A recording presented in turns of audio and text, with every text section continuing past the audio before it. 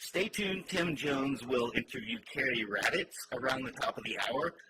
Cary Raditz, who wrote the recent book and is doing a reading of it tonight, Cary, the Genesis of the Song. It's about a song that's about Cary by Joni Mitchell on the 1971 album Blue. Cary Raditz reading and book signing tonight at Boswell Murat Fine Art.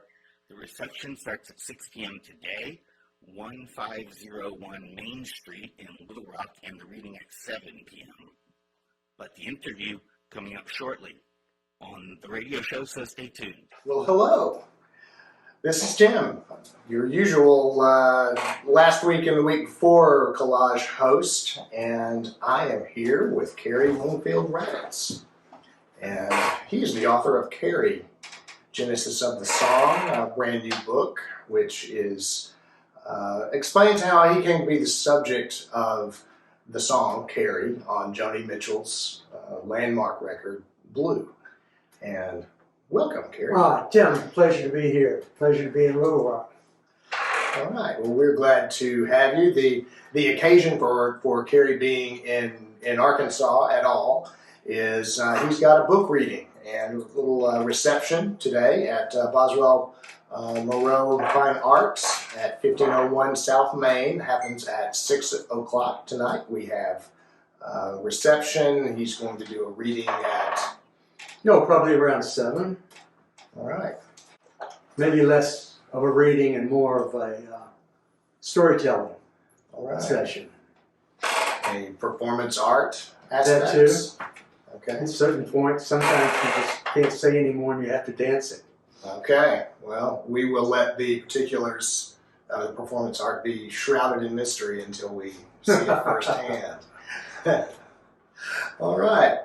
Well, this I read the book last week, enjoyed it so thoroughly. It was a great read. It's well written, very, very compelling and interesting. And my first takeaway was this is not Joni Mitchell's story. It's Cary Raditz's story. And that is not a way to dissuade anyone from picking up the book whose primary interest is Joni Mitchell. You get plenty of her in there, but contextualizing the creation of that particular bit of art is fascinating to me, and I feel like you brought that across in the book in a brilliant way. Flattering, Tim. I think maybe a larger context is Joni, me, but a prevalent theme throughout all this, and I'd say throughout my life, has been the work of fate, or fate, chance, kings, and desperate men, as John Donne said. And it's amazing that Joan and I ever met, and it's amazing that we were actually in Crete. And so one thing after another, it just seems to be more of a fate of a higher destiny than just happenstance. Well, the results are unusually well documented. Most of us don't have, one of the foremost singer-songwriters of the 20th century to document our relationship or our chance meetings. So, how about we play the song and we will come back and talk about it some more. Great.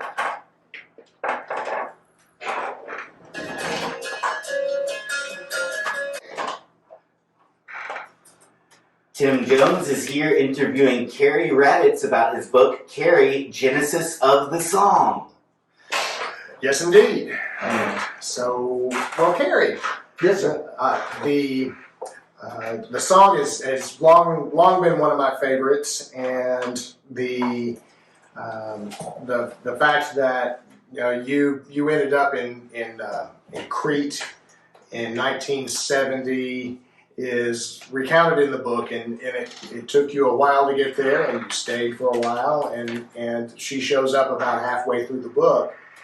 And So as I say, the story is yours. It's not Joni Mitchell's, but I'm curious how, having been named in a song that millions of people know, how can you come up with a couple of anecdotes of how this has come up in your life or experience in subsequent years? How has Cary the song ambushed Cary the man? Well, I got over it enough that I'm still alive. Getting to Crete was pretty funny. I was living in Munich with my girlfriend Holly. It was getting cold. It was October of 1969. We were looking for a warm place to spend the winter. People told us, and we were living in a situation in Munich and crashing in an old abandoned furniture factory. Where a lot of travelers came through and they would say, warm place? You need to go to Spain. Spain's going to be wonderful. The islands down there are cheap and just terrific. Other people would say, oh no, really you should go to Greece. You can even go down to Crete, and there are caves that you can stay in free, which sounded like a good idea, but we couldn't decide. So when we got ready to leave, we took a bus down south of Munich where the roads split to the right and to the left. To the right would be southwest towards Spain. To the east would be southeast toward Austria, Italy, and then Greece and Crete. We couldn't decide, so we stood in front of that and we hitchhiked, figuring we would let the first car that came along and picked us up choose for us. So that's pretty funny. Wow, that's quite a flip of the coin. Yeah, flippism. And your life was never the same. Nor had it ever been, or has it been since. That's just how it goes, isn't it?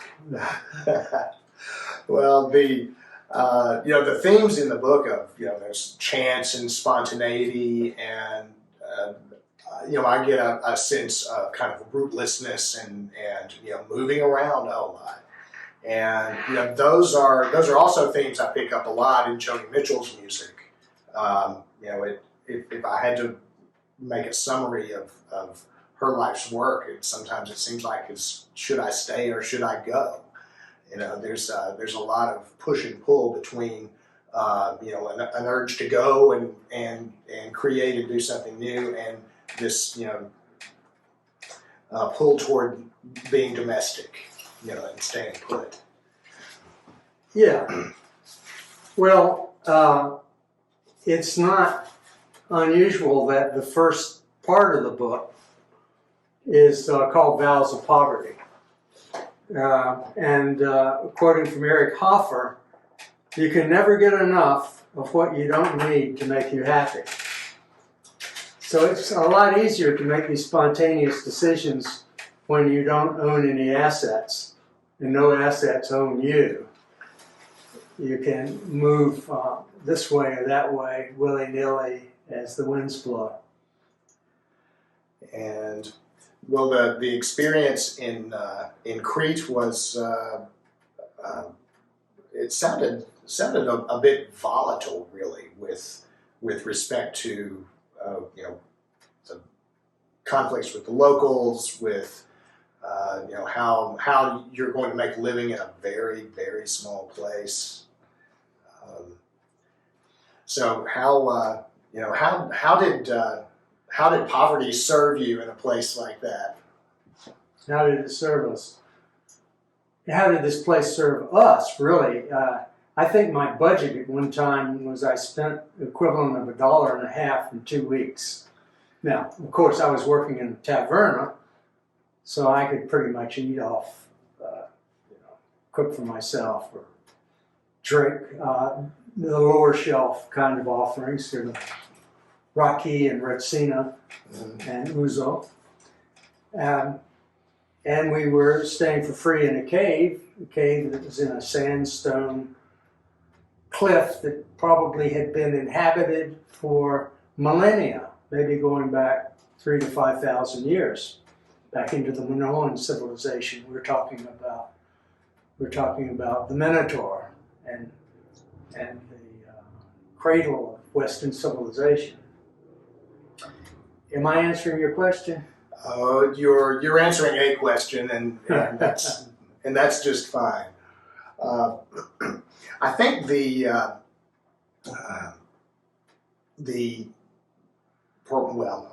I have more than one favorite part of the book, but there's something that we've already talked about that I thought I would bring up, that I enjoy the creative process and learning about the creative process. And the first few lines of this song are, the wind is in from Africa. Last night I couldn't sleep. It didn't start out that way, and I was wondering if you could share with us how that song started out lyrically. Oh gosh, I think a lot of that just came from conversations and overhearing conversations. I think anybody that writes for a while is sensitive to that. You just hear something. You might see a billboard, you might see an advertisement, or just be eavesdropping on somebody, and something comes out. So the wind comes in from Africa. Of course, we were facing Africa, and so that happened. And then a lot of the other phrases in there. Some of this is pretty deep stuff that people haven't realized in this song. For example, it was a pretty wild nightlife, or not, depending on the night of the week. Taverns could fill up with sailors, not really sailors, but I mean fishermen, Greek shepherds, and they were a pretty wild, raucous, Zorba kind of group. And the music would be punctuated by the smashing of glasses and plates on the floor, along with "Oppa!" Oppa! As these shepherds did these amazing athletic feats of dancing with tables in their teeth, or leaning over backwards and grabbing a glass of raki and draining it as they came up from a limbo. It's pretty spectacular stuff. So these are things when Joan and I, when she's talking in there, let's laugh and drink to nothing and cast our interest. We were actually talking about tiputa, which means in Greek nothingness. And this tied in with this whole theme of nothingness or emptiness, as some Buddhists and Buddhist practitioners are drawn to this notion of being able to experience life very, very directly without any concepts, any kind of filters in between. That this was a state to be experienced and to be really something that, if you were lucky enough to experience or cultivate it, it was very, very special. So that's the drink to nothing and cast our empty glasses down, was that in a vow that we would live for nothingness. We would live for that direct experience in life. And that kind of celebration has really helped when you drink a lot of raki. Well, it's you can kind of feel yourself getting caught up in the momentum of a moment like that. Yeah, I'm feeling somewhat inebriated just remembering it. Well, to bring it back around to the line after "The wind is in from Africa." The second line there was originally "The sea is full of sheep." And I find that to be a fascinating image. Can you tell us a little bit about "The sea is full of sheep"? Oh, God. One thing about Joni Mitchell is she's just a really curious person. And she loves to talk to people, and she loves to learn things. And she was talking all the time to my partner, Mark Wheeler, who spoke fluent Greek, and this phrase came up to describe whitecaps that we could see from our cave or from the tavernas in Modena. So Mark somehow mentioned that, hey, the Greek word for these whitecaps is "the sea is full of sheep." And so she liked that a lot. And then she dropped it out for some reason. who knows? I guess last night I couldn't sleep is a little more personal, and the sea being full of sheep is kind of an oblique reference without some context. Yeah, that's probably right. And last night I couldn't sleep. Probably that had a whole lot to do with the fact that we were sleeping in a burial crypt in a cave that had been used as a tomb before. So not only is it a little bit creepy, it's just uncomfortable. Yeah, you're far too alive for the optimum sleeping Yeah, that's right. conditions. Well, we are talking to Cary Raditz, the author of Cary, Genesis of the Song. He will be doing a reading at 7 p.m. this evening. Reception begins at 6 at the Boswell Moreau Fine Art Gallery at 1501 South Main Street. And is there admission to come in, or just show up? No, I think you should probably leave your dignity at the door. Yes, but maybe bring a shiny nickel sufficient to cover the cost of a book. You'll have those for sale. Yeah, I've got a bunch of books. All right, so you can get a book, have Cary sign it, and I look forward to it myself. So we've got more than one song on Blue that has Cary references. So why don't we listen to California now? Check it. If you want to see me, we'll work it out. Excellent. I'll keep you tagged. Yeah. And then if they, I read all the stuff Tim does too. We both on the same stuff, like Instagram, Twitter, Facebook, Well, we'll figure that YouTube, Jambase, Songkick. Well, we use all that. We love YouTube though. And we can link to your website there. So this will be the end of that song, so we'll talk some more right here. We're here on the Collage. Okay. Well, we are back with Cary Raditz on Collage, and I'm Tim, your last week and next week host, and want to thank Dgold for letting us barge in. Sure, Tim. This is a fantastic interview to present for the Collage radio show on Community out of Little Rock today with Cary Raditz about his book, Cary, the Genesis of the Song.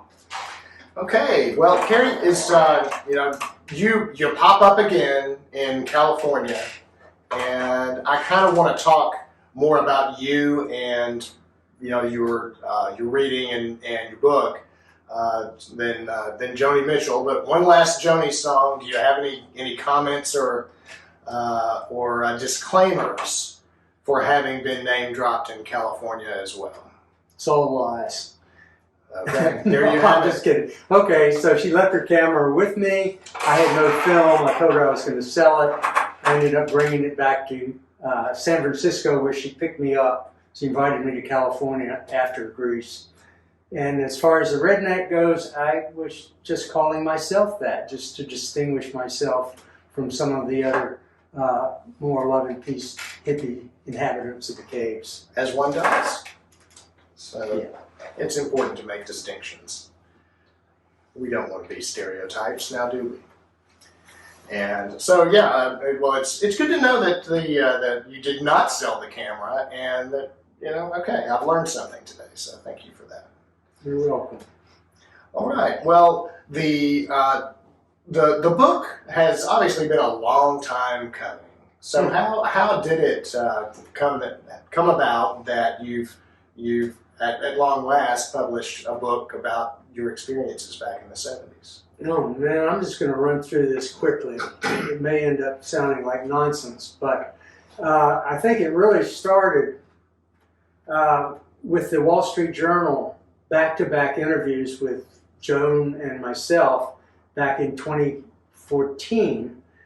I realized at that point that I had worldwide exposure. It was the most read article in the Wall Street Journal, Mark Myers' column, on that day than anything else.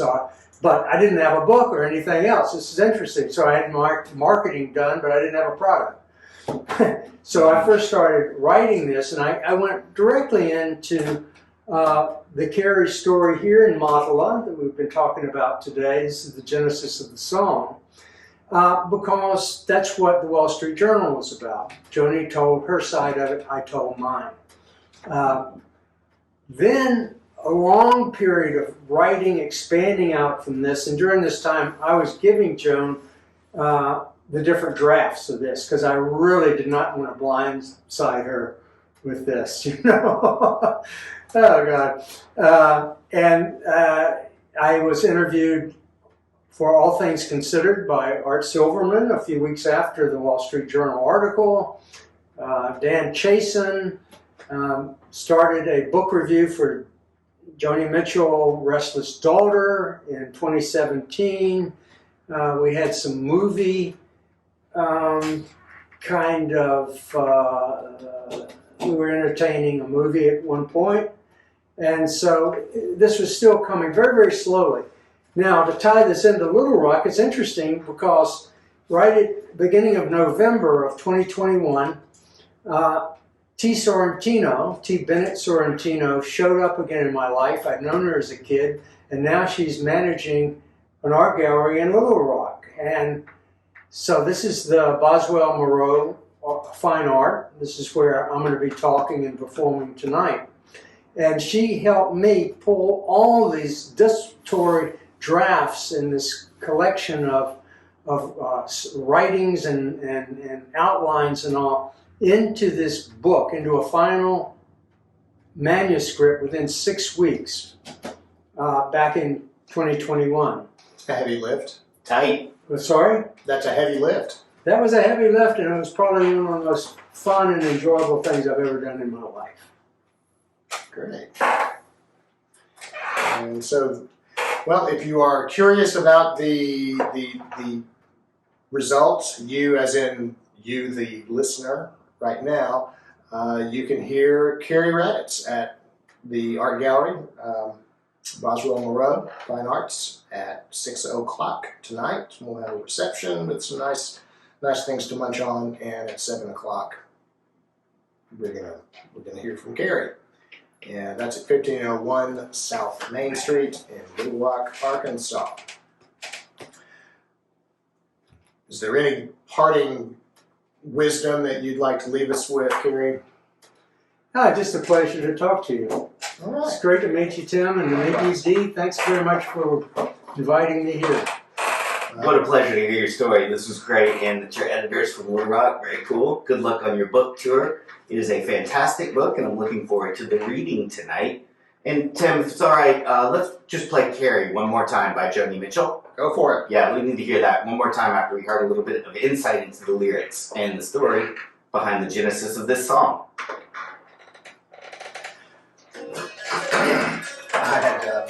That's, by the way, that's the first time I've gone into that exegesis, into the breaking of the glasses, smashing the glasses. Really? That's great. Love it.